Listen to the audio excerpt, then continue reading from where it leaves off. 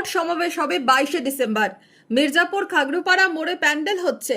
অনুমতি পেয়ে গেছে মহকুমা শাসক, বেলডাঙ্গা থানার আইসিরও অনুমতি পেয়েছি। 22শে ডিসেম্বর নতুন দলের আত্মপ্রকাশ নিয়ে এমনটাই জানালেন আত্মবিশ্বাসী ভরতপুরের সাসপেন্ডেড বিধায়ক হুমায়ুন কবির। সভার প্রস্তুতি নিয়ে শুক্রবার রেজিনগরে হুমায়ুন কবির আর কি বললেন, কি চমক থাকছে মুর্শিদাবাদ জেলার হুমায়ুন রেকর্ড কবিরের নতুন দলে?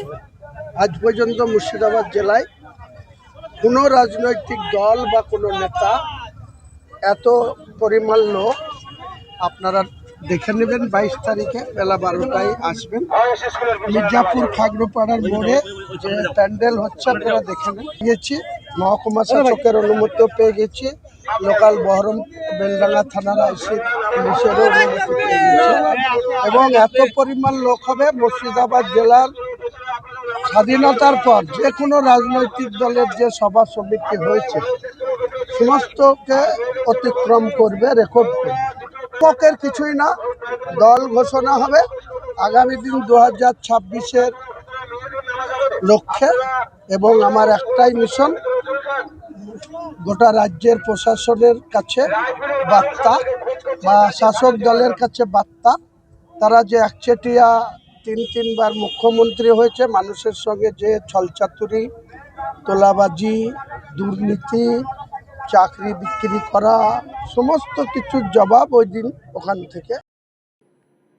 এদিন হুমায়ুন কবির স্পষ্ট করেন, তার সভা নিয়ে আর কোনো চক্রান্তের বাতাবরণ নেই। আপাতত তার ফোকাসে নতুন দলের আত্মপ্রকাশ। দেখতে পাচ্ছি না তো, দেখছেন বাবরি মসজিদ নিয়েও তো বারবার কেস হচ্ছে অনারেবল হাইকোর্টে। কালকেও হাইকোর্ট যে মামলা একজন করেছিল বাবরি মসজিদ না বানতে পারি, তো বাবরি মসজিদ হাইকোর্টের প্রধান বিচারপতির ডিভিশন বেঞ্চ পরিষ্কার মামলা খারিজ করে দিয়েছে, বলেছে যে উনি কোনো অসাংবিধানিক কাজ করছে না, উনি সাংবিধানিকভাবেই দায়িত্ব নিয়ে কাজ করছেন। কাজে এখানে ইমোশনাল ধরে রাখতে হবে এবং 2026-এর 18তম লোকসভায় বিধানসভায় আমাদের পার্টিকে দুহাত তুলে দোয়া করতে হবে, আশীর্বাদ করতে হবে। 100টা সিট আমাকে দিতে হবে, তাহলে বাবরি মসজিদ হবে, ইউনিভার্সিটি হবে, ইসলামিক হসপিটাল হবে। এখানে সমস্ত মানুষের, ব্যাঙ্গালোর কাউকে যেতে হবে না, চেন্নাই কাউকে যেতে হবে না, এখানেই চেন্নাই বানাবো, এটাই ব্যাঙ্গালোর হবে, এটাই হায়দ্রাবাদ হবে, মানুষকে স্বাস্থ্য পরিষেবা দেওয়ার জন্য।